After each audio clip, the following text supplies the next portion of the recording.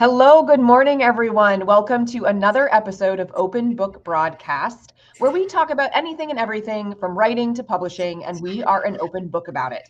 I am your host, Allie, with The Right Place, Right Time, an award-winning author, an international book coach and ghostwriter, and I am super pumped for today's guest, Juliet Clark. Juliet's been featured on ABC, NBC, Fox, and MarketWatch as a recognized expert in the publishing world. She is a dynamic and sought-after speaker and podcaster who has spent the last 20 years helping authors, coaches, speakers, and small businesses all over the world publish and drive their books to bestsellers. Her podcast, Promote, Profit, Publish, helps entrepreneurs understand how to use great tools in the coaching and small business space. And y'all, we're going to learn about a lot of other things that Juliet's got going on. You can see in her little subtitle here, that's the banner underneath her picture.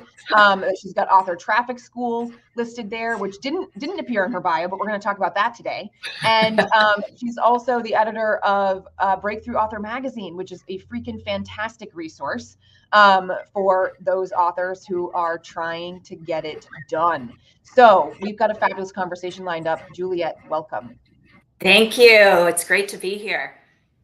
So let's just start with you telling us about a little bit about yourself when the business lights and door is closed and off and you are like doing your own thing. Who is the real Juliet Clark? The real Juliet Clark is an avid hiker, golfer, painter. I mean, I have so many hobbies. It's amazing that I have time to work. I like that. You're living. I do. I'm sort of getting ready for retirement, and I remember teasing my parents about, how did you ever have time to work? And now I'm at that spot where, I'm turning 63 next year, and I'm like, how do I have time to work? I love it. I love the variety too. It's like a little bit of sport, a little bit of outdoor time, a little bit of art. Yeah. Right. Now, you're also a fiction writer. So, and a published author yourself. So do you classify that as a part of your hobbies, or is that more a business hat still? I think at this point it's more hobby, and I really haven't, I've started a couple fiction books, but then I sort of let it go. And I don't know, I haven't written a mystery novel in probably 10 years, probably 11 years, actually 11 years. So I got this, it was actually this very healing thing. And I don't know if I just like healed and I was done, but I haven't had the inspiration. But if you've ever written fiction or you've ever read fiction, a lot of times there's a lot of truth in those stories. Yeah. And so, real life experiences. So I'm not quite sure where all my inspiration went. You know what? I think that's really quite interesting, because I've been asking myself more recently. My whole dream, my whole life has been to be an author of my own books. And now that I have one from 2020 that I published, my memoir, and another one coming out in January, I've been asking myself, like, maybe that's it. Maybe I'm good. Maybe I'll just write and work on everybody else's books. And like, I'm going to go fill some other part of my soul because I finally reached the peak of like, oh, okay, I published my own stuff and I can say that I did it. Like, that was my lifelong dream. But then I get tapped on the shoulder with new ideas and I'm like, oh, shoot, I guess maybe one more. So let's talk about business then. Did you come by business because of being a writer yourself, or how did you end up landing in Superbrand Publishing, your publishing company? So I would call myself the accidental publisher. I worked in publishing and advertising, and when I actually quit advertising, and I was going to be a stay-at-home mom, and it lasted about 2 weeks, and I was like, damn, this is hard. And so I started real estate, and I was very good at real estate, but I got bored with it, and quite frankly, the market went down, and I was working for banks, which was just really tough because I was taking people's homes away. But I also went through a divorce, and I started writing a mystery novel that I'd always wanted to write. And I went to a self-publisher because 2007, 2008, that was just coming into vogue. And I thought with my publishing experience, I could do that. And it was everybody had horrible models. So I just started my company to publish my books. And then as I hit bigger book sales, other people started bringing me their books. We had a big guy in the town that I lived in who had these book writing seminars, and people started bringing me their books instead of using the people he was recommending. Awesome. So let's talk then a little bit about Superbrand. Like, who are you really wanting to work with through Superbrand Publishing? And more importantly, how do you feel that Superbrand stands out in the marketplace, kind of like against its competitors or other similar publishing presses? So I think the first thing is the attention to our authors. Like when you sign the contract, we start meeting every week. And it's not one of those places where you hand your manuscript over and, I give it back to you when it's designed. There's coaching in between. There is, that intake checklist of all the things I feel you need to successfully launch. So we start developing those different assets as well as, author education along the way. Yeah, that's really huge. Yeah, probably the second thing is one of the bad business model things I saw was that you were paying someone to produce your book and then they were taking part of the royalties. We don't do that at all. You pay us to produce, and we're kind of a pass through for those royalties on there. I feel like it would be like going to a Kinko's or whatever place and having a business card designed. And, you pay the $75 and then you order the business cards and the guy hands them to you and says, oh, by the way, you owe us 50% of everything you sell. Like you would never agree to that, but that's pretty much what you're agreeing to with most publishing companies. Yeah. So give people just a quick little example of what it would typically be like. So you talked about the business card as kind of an analogy, but like in dollars and cents, what would be typical in terms of that royalty piece working with somebody else? Because this is where I feel like a lot of authors get it wrong. They assume that what they're making is the retail amount off of the book. So there's a misconception on what exactly they're getting off of an individual book sale, and then also not understanding who else is taking a piece of the pie. Yes. And that's the whole, from being a magazine contributor this year, that is our focus, is to ditch the 55%. So people come in and they think, okay, a book is $19.99 and I'm going to get that. The problem is first of all, the distributor right off the top, 55% of that. So $11 of that $19.99 right out the door. And then you have to cover the cost to print the book. So let's say, and the price of paper keeps going up. So let's say that you have $9 left over and it's $7 to print the book. Well, now you have $2 left over. And of that $2, most companies come in and they will take a portion of that. So literally it's your life's work, your intellectual property, and everybody else is making a profit off it but you. So that is why it's so important to, when you come into this, to understand that you're probably not going to make much profit, if any, off that book and off that publishing package. It's that using that book as a nurture tool to those bigger ticket items. So that's why we work a lot with entrepreneurs and have that back and forth with them, because we want to make sure that they have that next piece in place. And I probably would consider myself the destroyer of dreams, because Juliet the destroyer. Destroyer of dreams. I'm the big marshmallow going through Manhattan. The truth of the matter is I'm very transparent from day one. Like, what is your plan to make money? Because you're probably not going to make it here, which is the destruction of dreams for a lot of authors who don't know all this going into it. Yeah. There's a lot of author education that has to happen, especially for those who have never done this before. I was explaining to somebody the other day that there's a difference between the people who are coming into book writing as somebody who identifies as a writer. They're familiar with the writing process, they're familiar with the publishing space because of the fact that they identify as a writer, and they've done all of the study and the research, and maybe they've even gotten the degree. And then the author who might be coming to a book project because their business coach told them it's time. They're trying to put their methodology into written form. They're trying to make sure that they've got something that's kind of like that expensive business card, right? But when you're coming to writing a book from that kind of business mindset and strategy, it doesn't necessarily mean you know all the things about writing a book or getting published, right? And having to guide them throughout the process. So I want to segue in a second to Author Traffic School, because this so nicely fits in with what we're talking about. But for the people who catch this recording and conversation and are thinking, well, wait a minute, if I'm not going to make anything off of book sales by going an alternative publishing route, why wouldn't I just go traditional? And that's where Author Traffic School comes in. The traditional companies right now, as one agent told me, they're taking celebrities with a big C. Big C. So unless you have a huge confirmed following, and by huge, I mean 100,000 minimum, they're not going to accept your book, because you have to remember, at the end of the day, this is a business. And if they put all of the effort into getting this book out and getting it into bookstores and dealing with the returns and losing that money, it's a business. They have to make money, which means they have to know that you have the audience to cover all those costs. Yeah.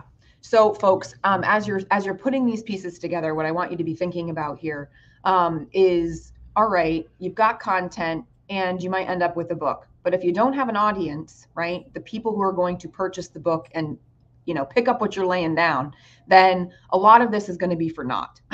Right? All this time, energy, and effort is really going to fall very, very flat and be very anticlimactic if you don't have people on the other side to pick up that book. So, Juliet, how are you kind of filling the gap here for authors when it comes to, okay, I know my content, I know I can write it with some guidance. I'm really struggling more with how do I build a platform? How do I get this book out there and visible to the people who need it? So that's where Traffic School comes in. And first of all, we have, I think, 7 modules in Traffic School. We do an intake with you, and we only serve up what you need, because, you know, people are at different stages of the game. So we start with, you know, zone of genius. Who's your audience? How are you talking to your audience? And people think, okay, I just chose my audience, so now it's a thing. The problem is you have to give that enough time to build it, to validate it first. So we go through all those pieces. What is your messaging? How is this, you know, do you have a lead magnet? Do you have a way to build a list? Do you have social media? Do you have content? All of those things are missing ingredients, not only for your book, but if you've written the book to get more business, that's why your business hasn't been optimized as well, because, you know, you may have muddled messaging. You may have changed your messaging. Maybe people don't understand your messaging. So before we get that book out, we need to make sure that all that's in place and you are building an audience that is curious about that thing that you're doing. So, you know, it really is the curiosity, the engagement, and then being able to sell. And what most authors think is, oh, I'll just put it out there and somebody will buy it. It doesn't work that way. There are literally hundreds of thousands of books every month. So how are you going to stand out? How are you going to promote to your audience, and making sure they understand that in advance? Yeah, so I think, you know, there's a couple of things that you said there that I want to touch on. And one of them being that, especially for our business owners and entrepreneurs who are wanting to write books based on those businesses or what they're doing inside those businesses, they should really be coming to their book thinking like a business owner, which I know Juliet's probably sick of hearing me talk about this, because I've been talking about it for a while these last couple of months. And it's a big piece of my forthcoming book in January. Shameless author plug. Do not write a book until you read this one.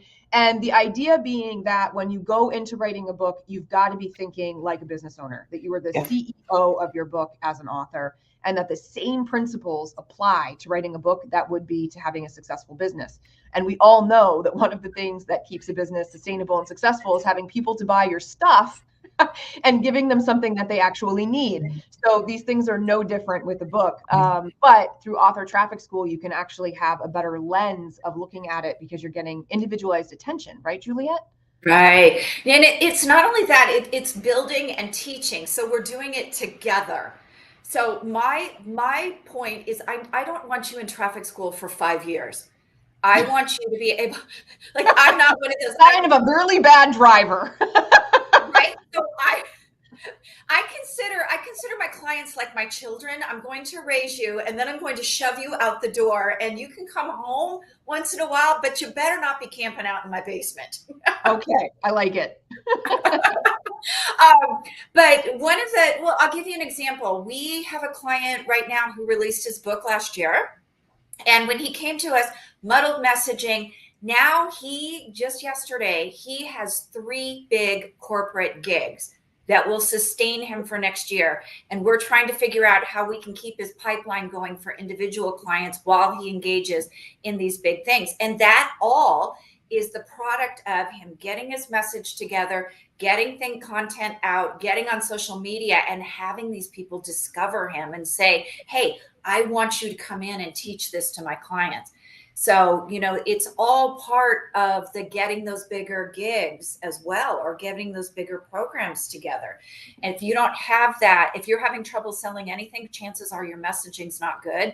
And your book may be $20, but if your messaging's not really solid, that $20 isn't even going to sell. Yep. Oh my gosh. So huge, right? Messaging, positioning, knowing who you're talking to, knowing what your book actually does and the space that it fits, or the gap that it fills, and I think your things you should be doing with somebody else, because oftentimes as the author, you're so close to your work, you have a hard time stepping back and looking at it objectively and seeing the same things that somebody else might be seeing. There's that. And probably I'm going to highlight a problem that you probably see a lot too, is scattered messaging. So I know, so when someone signs a publishing package with us and then we contract the marketing, I'm sort of the flow person of that. I'm managing all of it. And it's not because I'm a control freak, even though I am. It's because if I don't keep the messaging for all of the marketing in line with what we've decided, you literally see authors like shiny object. Oh, I'm going to try this. Oh, this is what I think I do today. So part of that is being the warehousing for that message and keep it on point so that we can get the book sold. And I think you probably experience that a lot with writers where, they come to the table, you get that outline and you start writing, and then they're like, I think I'm going to go off in this direction. And you're like, no. Yeah. Those are typically my people who have been in an industry for like 20 plus years, and they have so much knowledge and so much experience that even with a focused outline, they have the gut reaction and compulsion to like put a little more in because more is better, Yeah. And a lot of the time we got to go through just like a draft where like they just fire hose the information like into that draft. And then afterwards, after they've gotten that kind of like the relief of like having said all the things, when they can then read a cover to cover draft, then they can go, oh man, this thing is bloated. This thing has way too much in it, and this isn't what I want to put out there. And then we scale it back. But sometimes it's just like, all right, let's just say it all. If that's what we got to do. I know we got an outline, but like we just got to say it all because that's gonna like feed a need and scratch that itch. Then we'll get through the revising side and peel it back. But yeah, you have to contain the beast. Yeah. Definitely, you definitely do. So tell us a little bit about how you see Promote, Profit, Publish, your podcast, and then Breakthrough Author Magazine. These are 2 other kind of like avenues to you. How do these fit alongside and with Author Traffic School and Superbrand Publishing? So the magazine is really a conglomerate of articles that other experts in the industry have written. And I do that because even though in traffic school we have a path that we work with, sometimes my path isn't comfortable. The things I have you do isn't as comfortable right away. So there are sort of workarounds in all of this. So I see that with the magazine, it's other people's opinions, other people's way to do it. And maybe somewhere in there, you'll find a spark that is, oh, I don't feel like I'm ready for that, but I could start there. So I think that is really what the magazine is all about, is finding those professionals that you resonate with. As far as the podcast, that's a little different. I actually started that for fun and for content. And it's really morphed into a place where I can highlight my authors. I can highlight what they've done in traffic school that, again, might help somebody because they did it a little bit differently. and also for more professionals to have exposure to the people in my audience. So everything I do is in service of them. We don't do a whole lot of selling on any of those. The magazine is free. The podcast is free. Our goal is to provide as much information as possible. And if we become the person that you go with, that's great. If we don't resonate, that's okay too. Because, if you've ever done something like bank, you know that you resonate with the personalities you resonate with, and the people that you don't, you don't. And if you're one of those people who forces a round, peg into a square hole, neither of you is going to have a good experience. So Yeah. I think it's really empowering the way we do it, because we sort of flip that closing script into, I'm going to take everybody from, I'm evaluating you as much as you're evaluating me. Yeah. So tell us, who is your ideal client? Like, what do they look like? I mean, and not necessarily like hair color and eye color, but what are the attributes or characteristics of like your perfect client? So I can't say like muscular fireman. No, I mean, you could, but such a limited space, Allie. I really no. Our ideal client is typically someone between about 45 and 80, and who needs to get that marketing better, needs to get that book out, and is willing to do the work to learn. Unfortunately, I'm very much an action person, and I don't do well with clients who don't step in and do assignments. So I'm like that bad teacher. I'm probably like the bad nun who's going to wrap their wrap your knuckles. Destroyer. Right. I'm the destroyer of dreams. Of course, I'm going to beat you up in the process. But no, just getting down to that is willing to listen to, this is the reality of the situation. How are you going to step into it? Because this is not easy. And anybody who told you it was easy was, blowing a little smoke up your behind. Yeah. Folks, writing a book is not for the faint of heart, and it's not a sprint, it is a marathon. So pick a coach that's going to hold you accountable, that you're going to like working with, and that's going to give you a little bit of grace, but also a hell of a lot of tough love. Yeah. Because that's really what you're going to need, because it's going to be a minute before you see the fruits of your labor. Yeah. And you have to think about this. My tough love is a prelude to reviews. So because that's where people start I watch perfectly competent people like 6 weeks to a month before their book releases just melt. They're scared, they have imposter syndrome, and then they turn around and, some jerk who didn't like their book gives them a bad review, and it gets very personal, and it's even worse.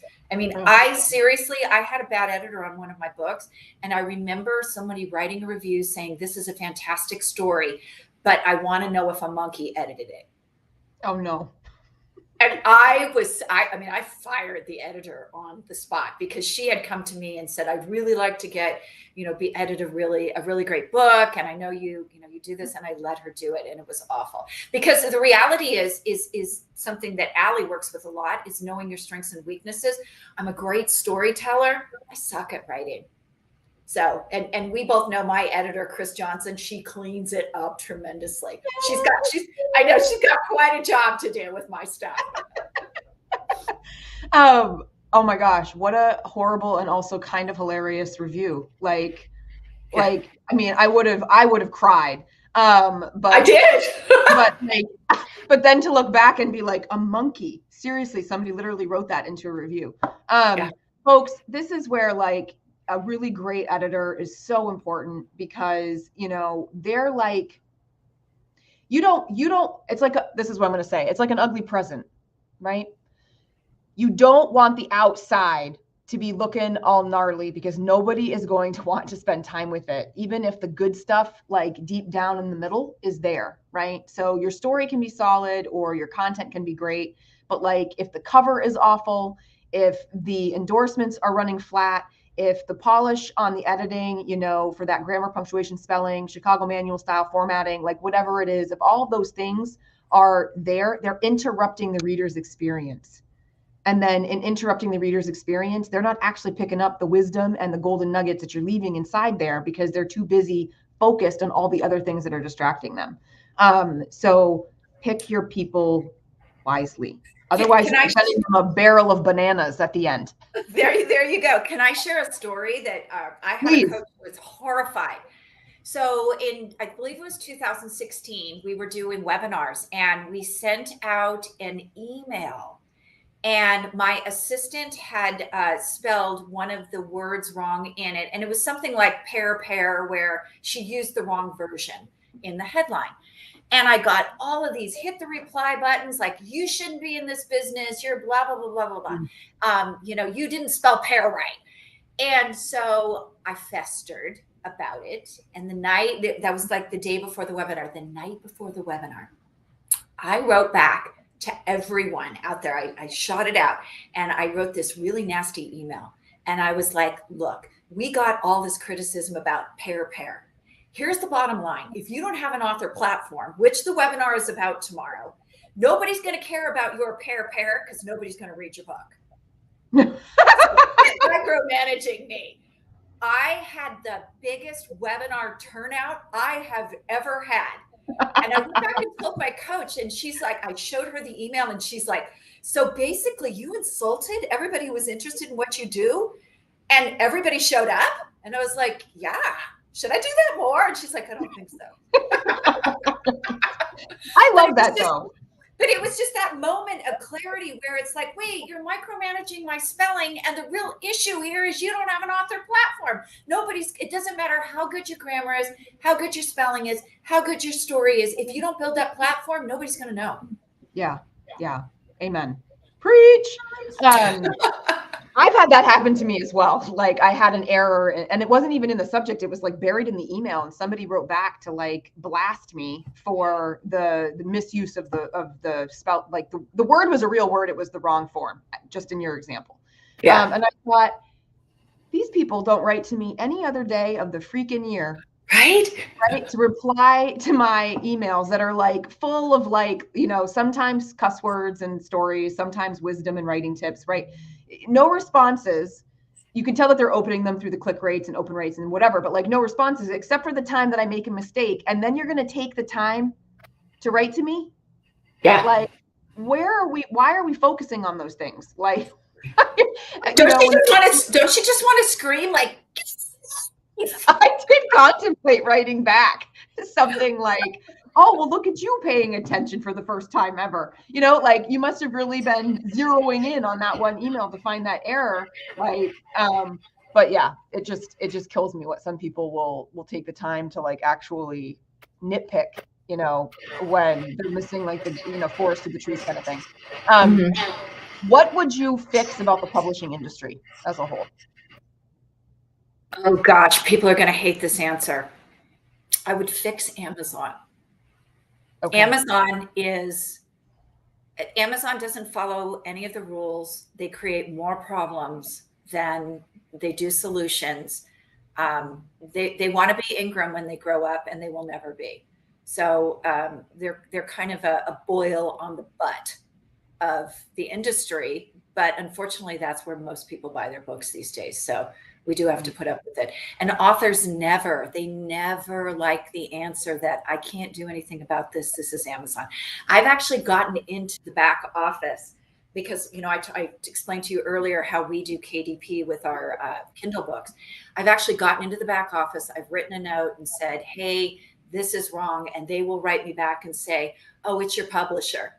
And I will have the thing in front of me, and I will know it was not the publisher, me, who did it. Because I will have documentation in front of me. And if you fight with them, they're like, oh, now you're violating our policy because you're on our client's email.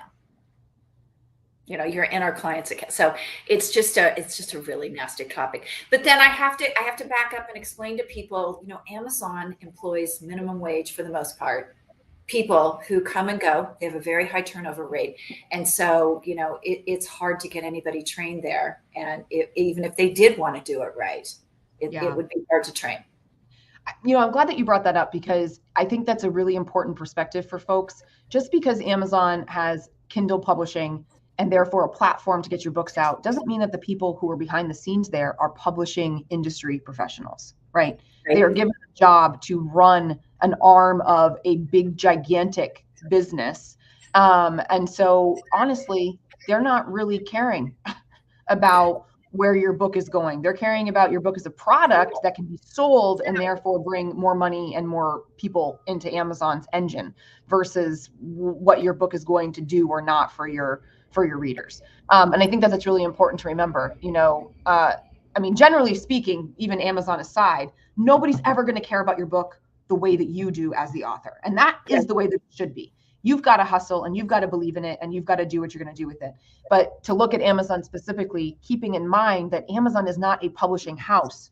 Their bread and butter business isn't in producing books and getting books out into the world. And I think looking at it through that lens is really important. Yeah, they're a distributor. So, that's their function. They can call themselves a publisher, but at the end of the day, they're really a distributor. And they're a search engine. They're a search engine. Right. So that comes to what is really important with what you do as well. Helping people write with the keywords that back cover copy and making sure that they're in your book, because Amazon does scan your book. So making sure that those keywords for people to find it are in the book, because they're algorithm based. So, and I think that's part of the problem too, is they're algorithm based. They're not customer service based. Yeah. Yeah. So folks, if you're like, wait a minute, keywords, publisher, distributor, what do all of these things mean?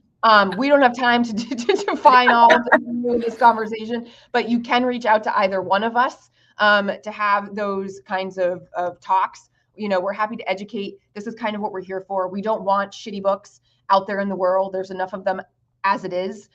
We want really educated authors who are producing really fine quality pieces. And the only way you can do that is to find out what you need to know. Okay. And you don't know what you don't know until you go and you figure it out. So Juliet, where do people start with you? Do you have a free consultation call kind of experience, or tell us about what's the first touch point with you as an author?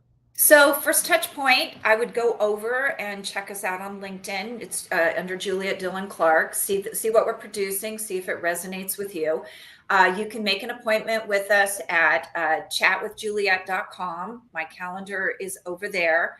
That's Chat with Juliet, and Juliet, you can see, is spelled at the bottom of this, so Juliet. And then if you want another touch point, you're just kind of checking people out, I recommend you go over and you grab Breakthrough Author Magazine. You can get it breakthrough at authormagazine.com. And it's a free monthly subscription. If you sign up, you'll get it dropped into your inbox around the first of every month. If you're not quite ready to do that, go check out our newsletter on LinkedIn, because we do post the same articles and we have our podcast over there as well. So, check us out, see what we're producing, and get in touch with us, and let's go. Yeah. There's a wealth of knowledge and resource just from Juliet and all the things that she does. So please don't be a dummy. Go follow her on all of the places, pick up what she's laying down. There's so much to learn and gain from Juliet and all of the different things that she has available for authors. All right. Is there anything coming up that you want to promote to our audience and that they should know about? Yeah. Is this live right now? It is live right now. It's live on Saturday night. No, it's just kidding. It's Tuesday. I didn't realize it was live right now. We have the first Friday of every month, unless the Friday falls on a holiday weekend. We have live trainings, which Allie has been a part of. You can go over, check us out on LinkedIn. I always post it a couple days in advance, so you can go register. But we have people come on and talk about January, Amanda Rose Igo. We'll be talking about how you can use your books in speaking. February, Parshell Tashi is sharing her phenomenal way that they do the digital workbooks now that are interactive and engaging. They're and awesome. Then March is Fran Acero and YouTube monetization, which you guys probably don't know this, but every time Fran's been on, we rock the house. So many people want to know how to boost their YouTube channel. And she calls herself the senior tuber. She's an expert at it. So you're always welcome. Those trainings are free. They're live. They're an opportunity to connect with us and ask questions too. Awesome. So let's wrap it up right here. Juliet, if there was one message or one piece of advice that you could impart on a nonfiction author beginning the journey, what would you absolutely want them to know before they got going? That you need to build the audience first. Otherwise, know what? You will not have anybody read your book. So get going on that as soon as possible. Build, build, build, my friends. All right, Juliet, thank you so much for joining me this morning on Open Book Broadcast. Folks, this is it. This is the last episode of 2023. And I am excited to say that next year in 2024, we've got a couple of different things that we're doing with Open Book Broadcast. One, we're focusing the entire year on bravery and writing your book. And two, we're changing up the way that we do things. Instead of one-to-one interviews, we're actually having small group conversations where I'm going to have 2 to 3 guests at a time that I'm going to grill with some questions on their topic. And we're going to have a really fabulous, candid dialogue around bravery and writing. So stay tuned. We're still going to be the second Tuesday of the month, starting in January, going live at 10:15. It's going to be a great year and a great season for Open Book Broadcast. So thank you for joining me, and we will see you again next time.